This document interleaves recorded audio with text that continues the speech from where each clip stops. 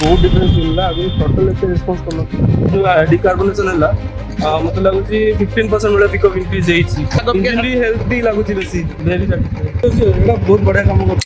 आगे मैं चंदन पाल आज गोटे डिकार्बोनेशन कंप्लीट है गोटे रॉयल एनफिल्ड बुलेट्र तो भाई जड़े लंग राइडर तो भाई आसते से लदाख फदाख बहुत नेपाल फेपाड़ एमती बहुत जगह बाइक नहीं जाइए भाई को टे पिकअप कमी जाइए भाई कहते तो डिकार्बोनेशन सरी जाइए सार गाड़ी चलिए आसिले भाई किसी डिफरेंस फिल है बहुत डिफरेंस मिलला आगु टोटल एते रिस्पांस करना आगे वर्तमान स्टार्ट कली जस्ट